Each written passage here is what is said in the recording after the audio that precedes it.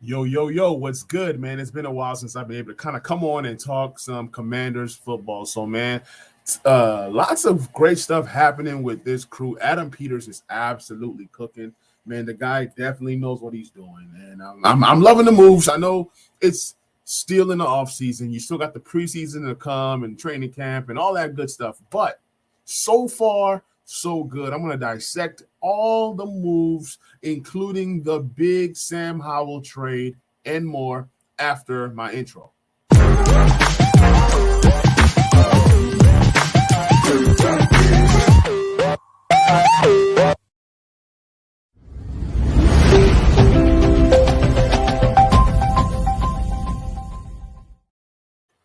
All right, man. What's good? What's good? Sam Howell has been traded. I'm going to share my screen and read the tweet word for word on how this trade happened. And when this trade happened, like I was shocked. I had to get back on on the thing to kind of make sure, like, did this really happen? Did we just trade Sam Howell? Because prior to this trade, we saw Desmond Ritter get traded, and he got traded literally for a slot wide receiver in Rondell Moore. At the time, it could have been Desmond Ritter for a what I would say a seventh round pick. But with Rondell Moore being a guy that can play the slot position and Kirk Cousins being an ATL needing more weapons, it just made sense. They just did a straight swap. And for the Cardinals, Desmond Ritter gets to be that backup to Kyler Murray.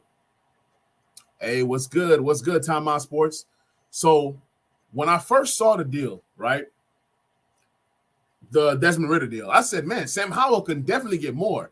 You know, Sam Howell was always worth a third, and that's what the Commanders essentially got. He was always worth a third, but there's a scenario where, look, if you're giving you a fourth or a fifth for Sam Howell at this point, you take it. You do not want to be like the Chicago Bears right now that are sitting at home. They don't know what to do with Justin Fields. The market for Justin Fields is closing. There's only one other team that I see that could trade for Justin Fields, and that's the Denver Broncos. Obviously, there's other teams. I had Seattle as a landing spot, maybe. You had Vegas, with Vegas getting Gardner Minshew. But this is not about the rest of the league. This is about the Commanders and this Sam Howell trade. So let me pull up the trade. Let's just go to Nikki's page. Nikki is usually on her stuff. So here it is. It was reported by, I think it was Adam Schefter, Ian Rappaport. Everybody was reporting this. The Commanders have traded Sam Howell, a fourth-round pick, which was pick 102, a sixth-round pick, which is pick 179, to Seattle for a third-rounder, which is pick number 78, and a fifth-rounder, which is pick 152. Essentially, all this was Sam Howell to Seattle for a pick swap. You go from a fourth-round pick to a third-round pick, and then you go from a sixth-round pick to a fifth-round pick. This just bodes well for the Commanders, because what does this do for the Commanders? It gives the Commanders 6 picks in the top 100. The Commanders pick at 2. They pick at 36. That was from the Montez Sweat trade, or was it? No, we get the 36th pick. I'm sorry. The pick 40 was from the Montez Sweat trade, if I'm not mistaken. Then you get pick 67. You get pick 78, and then you get pick 100. So to be able to have 6 picks in the top 100 is great, because it gives you the flexibility. If you want to trade up for Caleb Williams, which I would advise not to do, you can do it if you want to. I'm hearing that to trade for Caleb Williams, you're going to have to trade this year's first, which is, pick number 2, possibly pick 36, and then maybe a third-round pick, and then a 25 first for sure. Like, there's no way you're getting that number 1 pick without a 25 first. Add it on top of that. And then who knows? They might ask for a 25 second as well. And no matter who the Commanders get, there's a possibility that if that QB doesn't hit, that means you possibly drafting again in the top 5 next year. It's just better to just kind of stick at 2. My thing is stick at 2. Grab the quarterback that you like, whether it's Drake May, a guy that I love, or Jaden Daniels, a guy that's talented but scares me because of his frame and can we protect him? He's going to run the ball. So running QBs scare me. Doesn't mean that I don't like Jaden Daniels. It's not what I'm saying. But excellent trade for Adam Peters. So pretty much you traded away Sam Howell and you were able to get a third-round pick. Now, this being a deep draft, I can see the Commanders drafting a wide receiver in this draft. in the top 3 rounds that can come in and be a compliment to Terry and Jahan Dotson.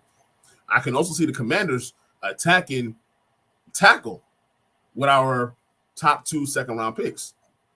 I can see them going tight end. There's JT Sanders right there. There's so many different things that the Commanders can do, and they have the flexibility to do it all. Although you're able to bring in some vet linebackers, you can still draft a linebacker in the 2nd or 3rd round if you choose. You can also draft a edge as well. Let's say that Chop Robinson is falling and you want to trade back up. Some people are saying he doesn't make it to the 2nd round. Rightfully so. He doesn't make it to the 2nd round. But you can trade back up to maybe get a tackle in the 1st round and have that 5th-year option. There's just so many different things that you can do when you have this many picks. So that went well. The next thing I'm going to get into is the free agent moves for the Commanders. We're going to talk about every single move. It seems like every single day we continue to make moves and we continue to have money. One of the best things that the Commanders have done is pretty much not bringing anybody back. And I had like no beef with anybody else, like, you know, who gets who and this and that. But to me, if you're going to have a fresh start and you're going to have a new group and you want to create a culture of winning, not that some of these guys are bad. Curtis Samuel is great, but let Curtis Samuel go somewhere else and be great. How about we just bring in a Tyler Boyd? How about we bring in a bigger receiver to complement Jahan and Terry? Yeah, I'd rather see a bigger receiver, but, you know, in the air raid, sometimes they have 4 wide receiver sets and things of that nature. So it's going to be pretty exciting. So the Commanders have been signing all kinds of guys. I'm going to share my screen. And they're talking to Dorrance Armstrong right now. We're not going to get into that press conference, but I am going to share my screen. Give me one moment. Oops. Sharing screen. Y'all can tell I haven't done this in a while. All right, so Dorrance Armstrong. Here's a guy that they were able to grab, and I like this signing. What the Commanders were able to do was not to spend a lot of money on a lot of these guys. You're getting guys that are on their way to to being next level, right? Or you're getting guys that are hungry. You're getting guys that are on 1-year deals. You're getting guys that are solid. You're getting vets that can teach the younger guys. If you listen to Peters wants to build through the draft. And you see him acquiring more draft picks to be able to kind of get some solid pieces and build through the draft. You have these guys that are on shorter contracts. You have these guys that are like on special contracts or max value of this. So a little bit about Dorrance Armstrong. In 2022, he had 8.5 sacks. Now, sacks can be deceiving. It's all about pressures. Are you getting to the quarterback? Are you all these different things? Are you getting tackles for losses? So there's so many things that come with pass rushers that the sacks don't really tell the full story, but I'm just giving you guys the sack numbers because that's really what most people care about. So in 2025, he played in 17 games and he started 5. So he's a situational pass rusher, right? He had 8.5 sacks that year. Then in 26, this is showing that he played in 17 games, but he only started 1 game.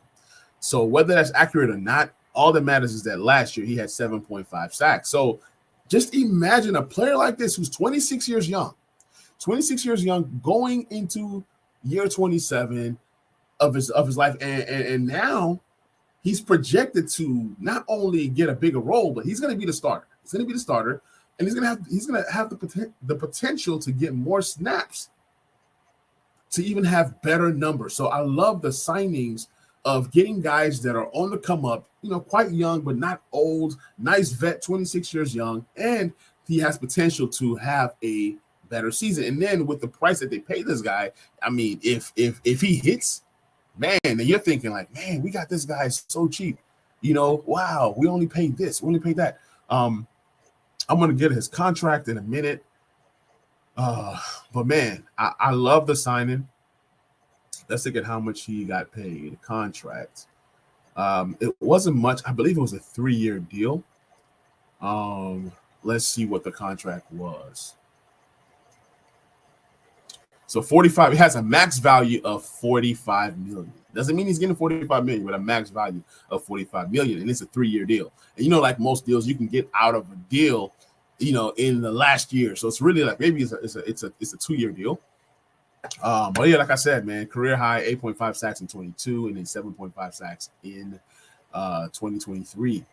And that's despite playing 97 fewer snaps than he did in 2022 when he had the career high. So just imagine that he's a rotational guy and he was able to do this. What happens if the Commanders add a stud pass rusher in the draft, and then let's say that this guy is still situational? It just bodes well. I just have a Dallas fan who just came into the room right now, and he's pretty mad that we've grabbed Dorrance Armstrong from these guys. You didn't know that? No. We grabbed Dorrance Armstrong from y'all. Appreciate y'all. But he's pretty mad right now. All right, so let's go ahead and get into the next signing. I might not get through all these guys, but I just wanted to, put my little imprint on this. So we're bringing back Efe Obada. He's going to be a guy that's going to be on the D-line. I'm just talking to you guys about having guys come in and out of the rotation. He's going to be a guy that's going to be in and out of the rotation. I see us having about maybe 6-7 pass rushers and just rotate them, keep them fresh, similar to what the Bills do, similar to what Dallas does, similar to what a lot of these teams that lead the league in sacks do. If you don't have like a marquee guy, like let's say the Eagles last year, a couple years ago, they rotate guys in and out and keep that D-line fresh. And I'm hoping that we can do something similar here in DC this season. So we bring back Efe Obada. He talked about when he was hurt that it was Dan Quinn, one of the guys that actually gave him a call. So it's good that they have that relationship. We have guard Nick. I'm not going to pronounce his last name, but you bring this guy in on a 3-year, $16 million deal. Solid deal. And he could be the starting left guard, but at the same time, you can draft somebody better. You can bring in somebody better, but it gives you options. So what Peters was able to do was to kind of come in and kind of solidify different positions for this team. So, yeah, he could start, but I don't count on him starting. Think of him like a Wes Schweitzer. Schweitzer came in as a guy that got decent money. He could start, but he wasn't really brought here to be the starter. So I see this Nick guy. I'm sorry, I can't say his last name. I see him being in that same kind of position. Let's go ahead and dive into the next guy. All right. So that's still Nick Algoretti. Nick Algoretti. I don't know. We'll talk about that. So this is Anthony Pittman. This is a guy that they're bringing in from Detroit. He's a special teams guy. So if you look at his numbers, don't look at his stats. If you look at his stats, you're going to say, who the heck is this guy? Anthony Pittman, just a solid linebacker. That's just depth, and he's going to be a special teams guy. Simply that. Let's look at the next guy that they've announced on the list. You have Brandon McManus.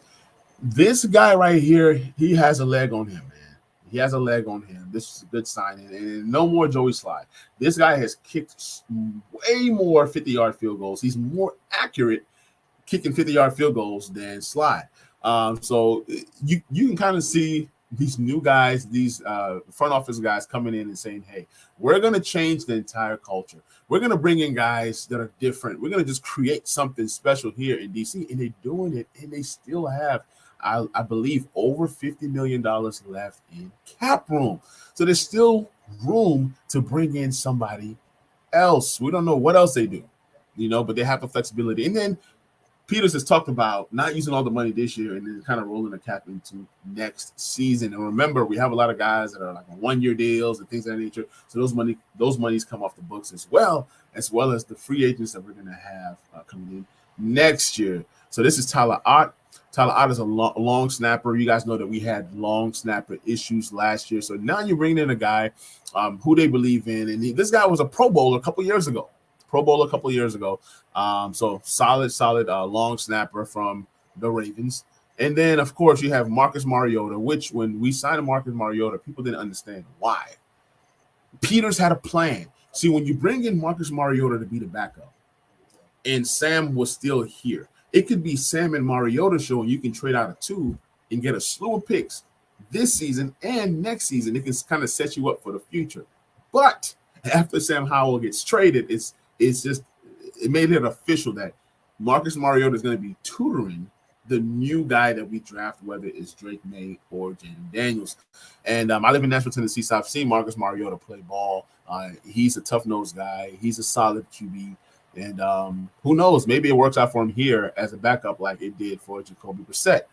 And with Brissett not being here, it was essentially, you know what? This is a new system, new offense, new guys. Maybe they like Marcus Mariota better and more than they would have loved Brissett. Maybe Marcus Mariota was a lot cheaper than what Brissett was asking for. So we don't know all these different things. At the end of the day, they are running the show how they want to run the show. And that makes me excited. So we released Nick Gates, man. I was so excited. I was so happy. And we were able to sign Bobby Wagner, which was the big signing. I put up a post yesterday on Twitter, and that post has been kind of going crazy all over social media. I'm going to go ahead and pick that up. Give me one moment.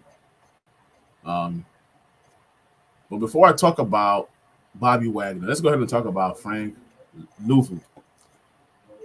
I play IDP in fantasy and dynasty, and I picked up this Frankie Louvu guy. When I picked him up, I really didn't know who he was last year this time. But what I did see was that he had an uptick in sacks. So anybody who has an uptick in sacks in IDP leagues, you kind of get a lot of points, right? So I was like, man, who is this Frankie guy? I was thinking he was a pass rusher because this guy was getting to the QB. And I'm like, man, this pass rusher, but man, he gets tackles. I'm like, this guy is a special player. I don't really know much about this guy. And, he was an undrafted guy who joined the Jets back in 2021. Was this 2021? No, sorry, 2018. And he's kind of worked his way up on that Jets team. He didn't really do much of those first 3 seasons, and he latched on with the Panthers in 2021, and that's kind of where things took off for him, being a part-time player in 2021. And in 2022, he got the job as a starter. He had 111 tackles, and he also had 7 sacks and 1 INT, and ran that INT back for a TD. Now, coming into the next season, which was last year, he had 125 tackles. He had 5.5 sacks. We hear the Washington Commanders defensive coordinator say, we want guys that are going to be violent. We want guys that are going to attack the line. They're going to attack these QBs. They're going to be on the way to the QB. When you hear those things, it's a clue to what the Commanders are trying to do. And it wasn't a secret. They wanted a guy who was violent and is going to attack. Now, Frankie Louvu could have been the Mike for the Commanders. He could have been the Mike, and we would have been fine. He's a major upgrade from everything that Ron Rivera and Jack Del Rio has ever done in their entire lives. And when we added this guy, I'm like, man, this guy is nice. He's solid. And for the money that we paid him was next to nothing. You guys can go and look up the contracts later. It was next to nothing what you got for the player of this caliber. And then yesterday, the big news drops. The Commanders signed Bobby Wagner. And I was so excited. Everybody talks about Bobby Wagner's old or Bobby Wagner this, Bobby Wagner that. Bobby Wagner, he's him. He's him, man. He's a pretty good player. He's a darn good player. And I was happy that we were able to get that guy. So a little bit about Bobby Wagner. I'm trying to find my post, but I don't even need to find my post because I already know what to tell you guys. I remember what I posted. People don't realize that Bobby Wagner had 183 tackles last year, led the NFL in tackles. Not only that, Bobby Wagner also had he had 1 sack. And sorry, he had 3 sacks last year, 3.5 sacks. He was an all-pro. He was a Pro Bowler all last year at the age of 33. Time Out Sports is a Hall of Famer still playing at a top 5 level. Absolutely, and that's who Bobby Wagner is. People are telling me he's 33. When I said in my post that age does not matter, they started to kind of roast me a little bit, but I didn't care because at 33 years old, like Time Out Sports says, he's a future Hall of Famer, Pro Bowler, All-Pro, all this, and he's still playing at a high level. And you bring in Bobby Wagner, he's now the Mike, he's now the leader of that defense, right? You finally get to put him he is going to be playing behind Allen and Payne. Bobby, that means the run game, they're going to be able to try to stop the run. Right? Nothing is guaranteed on paper. Then you have Frankie Louvu, Then you have Jamin Davis, which now makes our linebacking core one of the strengths of the team. The linebacking core is actually better on paper than our defensive line. But that's just what it is. And then, like Time Out Sports says, he also brings veteran leadership as well. Yeah, he's the quarterback of that defense. We've been looking for a quarterback ever since London Fletcher left. And I don't care how many seasons he gives us. It's going to be a 1 year. It's going to be a year-to-year type thing with Bobby Wagner. I'm just excited for this season. Let's see what he does. And then we signed Jeremy Chin. Man, there's so many signings, man, that I'm not going to be able, like I said, I won't be able to get to all of them. But signing a Jeremy Chin was huge. You know, obviously some deals still have to get done. But like I said, signing a Jeremy Chin was great. This is a guy that came in second in Rookie of the Year voting the year that Chase Young won it. His RAS score, if you guys, follow things like that, his RAS score was a perfect 10 out of 10.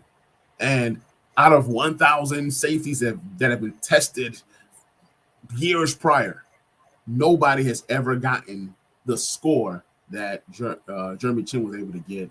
So he's super, super athletic based off of those metrics alone.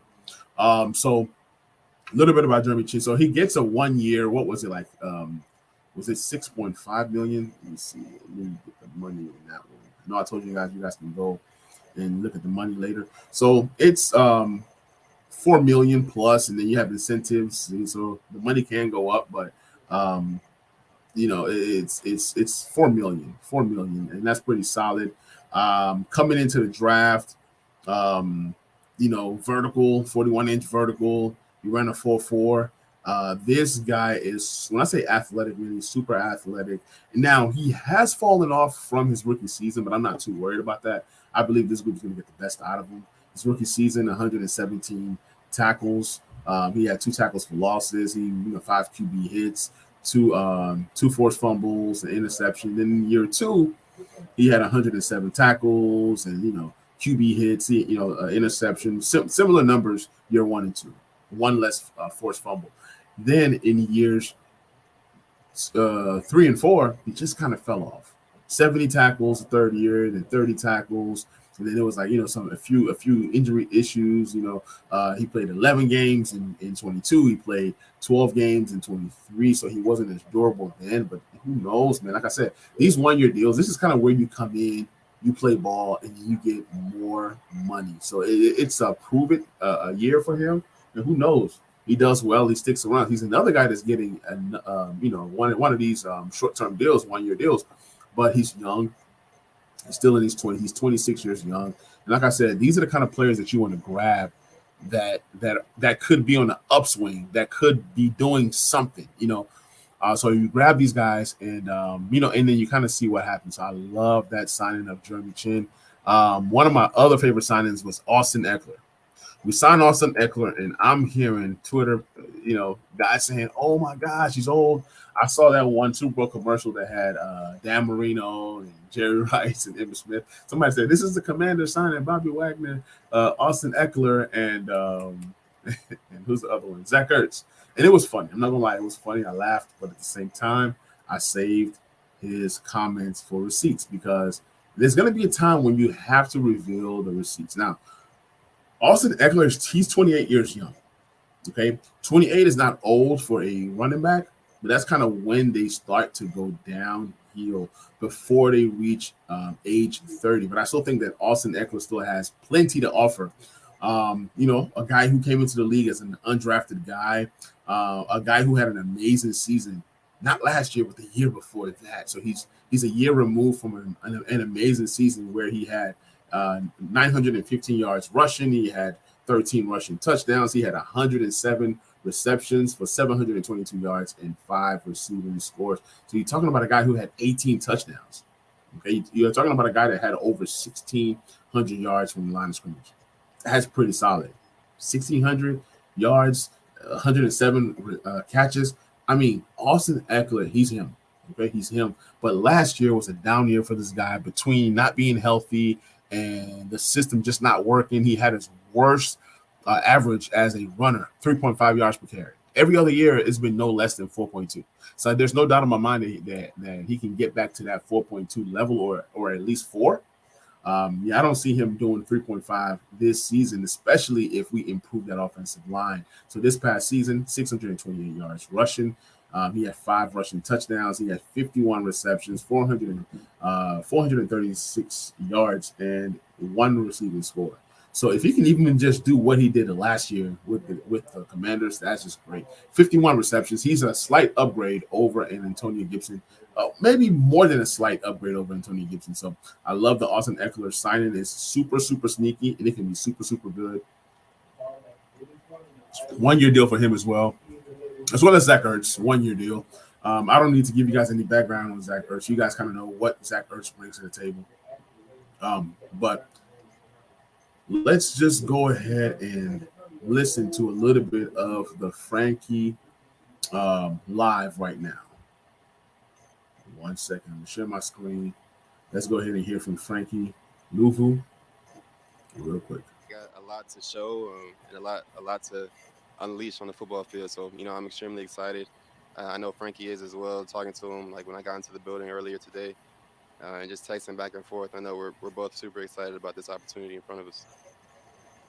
And you've got a famous relative in Steve Atwater who certainly knows a thing or two about playing um, at this level. How has he helped you throughout your career?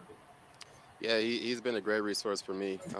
He's somebody I can always reach out to. But I mean, he's somebody who's done it. He's always giving words of encouragement, and really just the mental aspect of it as well. Like he's just been there. He's been someone who I can count on. Um, we really built a really good relationship. Jeremy Scott Abraham, ABC7, welcome to town. There's a lot of Thank newness you. for this franchise right now in terms of new owner, new coaching staff, a lot of new players. As a player, what excites you to join a situation like this where there's so much newness going on?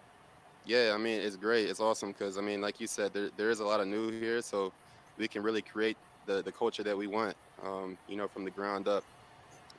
We There's a lot of great people in this building. Just going around and meeting some of the people. There's some I've already worked with before, like Jason Simmons.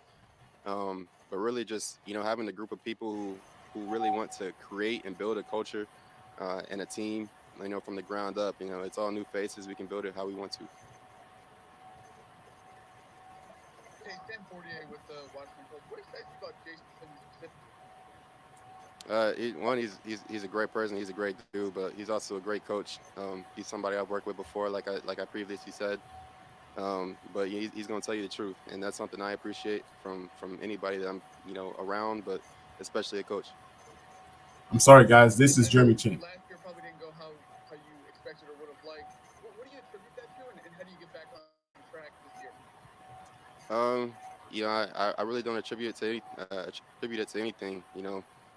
I'm just excited for this opportunity that's in front of me. And I'm ready to take full advantage of it, and I can't wait to get to work. Jeremy, David Harrison, the Sports Illustrated Foundation. Welcome to DC. Wanted to ask you about some people that All right. Let's go to Frankie. Sorry.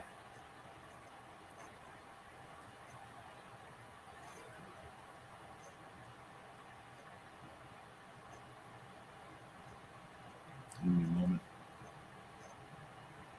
So you guys can tell I'm learning the players, man. I was like, wait a minute, that can't be Frankie because Frankie got a lot of hair, and I'm like, man, he must have cut it before he did this interview. So yeah, that was Jeremy Chin that we were just listening to.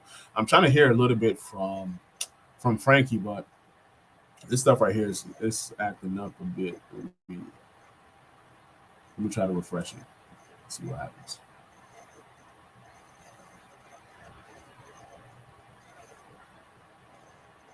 Okay, there we go. Man, I asked the same thing, man, but prayed on it, stayed on it, and opened doors, new opportunity for me and my family, and just excited to go to work.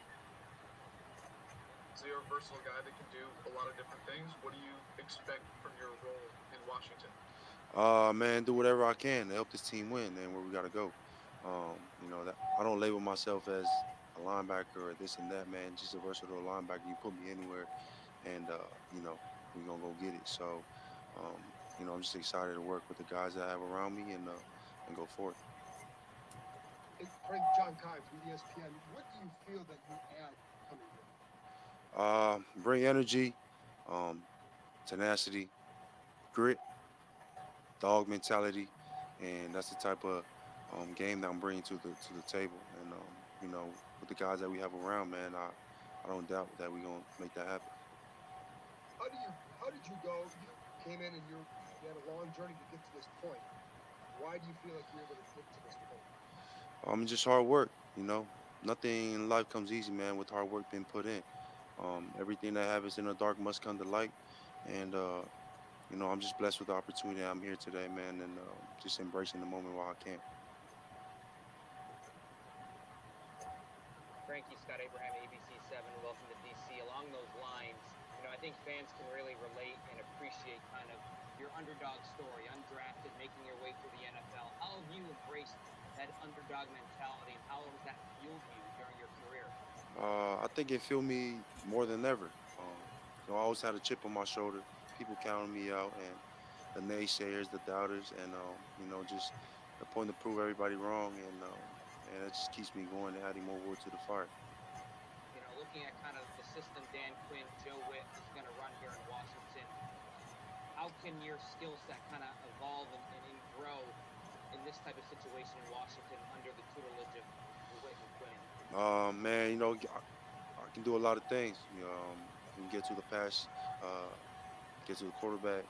You know, win our one-on-one matchups, and get home while when the dot is on my back. So I'm gonna stop this one here.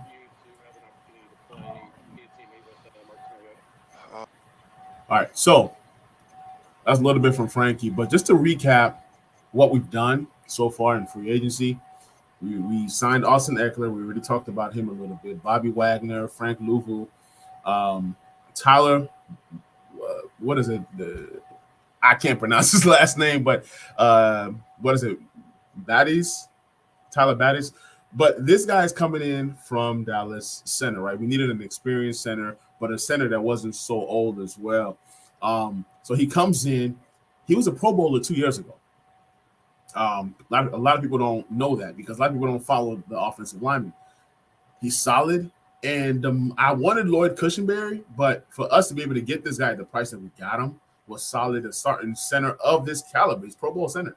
To get him for about $10 million a year, or right under $10 million a year, was super solid. We also grabbed Zach Ertz, like I said before, but I'm looking for the Commanders to do a little bit more in the tight end room. Outside of Zach Ertz, can Cole Turner or some of these other young guys step up? I'm glad that Logan Thomas is gone. He did well while he was here. It was time to move on.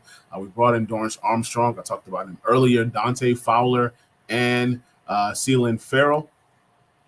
These are two guys that are going to be rotated in that defensive line. I keep telling you guys, like, we're going to rotate a lot of guys on that defensive line. They're going to get after the quarterback.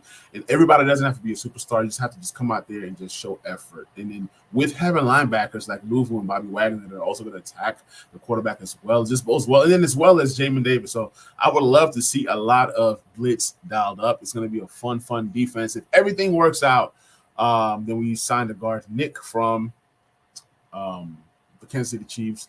Of course, Jeremy Chin, Marcus Mariota coming in as the backup quarterback. Is there a possibility that Marcus Mariota starts the year as a starter and then you ease on whoever you drafted into the fold? We'll see. We don't know. Anything is possible. Then, of course, the kicker, Brandon McManus. And then, of course, Tyler Ott to kind of round that out. They also brought back Jamison Crowder, which was huge. He has played well. He played well last year as a returner. Maybe they can look to, even improve that. But I love Jamison Crowder. I love what he brought to the table last year. And, of course, Jeremy Reeves comes back. He's a special teams ace. He's a leader. He's an all-pro. So things are looking up for the Commanders. We still need a corner. We still need a tackle. Is there a possibility that we get Gilmore? Is there a possibility that we get Tyron Smith? I don't know. But what I do know is that the team is being aggressive. And as long as it's a 1 or 2 year deal for any one of these guys, I'll be excited. We lost Kendall Fuller today. We've lost several different free agents, but I'm loving the fact. And then obviously Cam Curl is going to be gone. I'm going to be looking at the kind of deal that Cam Curl gets. This was not the year for Cam Curl to be a free agent because you still have Justin Simmons out there. There's so many other safeties out there that are better than Cam Curl, so to speak. So I've been hearing Cam Curl maybe in Seattle. He can go to Seattle and join Sam Howell and the rest. But this is free agency, man. For those of you guys that caught the live, I appreciate you guys. For those of you guys that are still watching, I appreciate you guys. Please like, please subscribe, and please share. And for those of you guys that are watching the replay, drop in the comment section. Is there a player that you're looking for the Commanders to get? Is there a player that you feel like we can add in free agency at a good price that can help this team? What do you guys want to see done in the draft? We have picks 2, 36, 40, and so many other picks. Like I mentioned earlier, 6 picks in the top 100. What do the Commanders do? Do you guys think that the Commanders package these picks and trade up for Caleb Williams, which I'm not a fan of? I do love Caleb Williams, but, man, I'd rather just build this thing out the right way, build it throughout a course of time, next 3 to 4 years, and kind of see what you get. Continue to add vets, continue to add rookies, and then that's kind of how you build this thing. And then once the rookies are picking up things and doing well, then you don't have to lean on the vets anymore. Then the vets come into a teaching role. They can, take lesser deals next year if they decide to bring any of these vets back. You have guys that are not quite vets, but like a guy like Jeremy Chin, he's fighting to get a better deal next year. So who knows? He balls out, could get a better deal next year. So, guys, this is my time. This is Talking Sports with Manny YouTube channel. I'm going to catch you guys on the next episode. All right. Peace.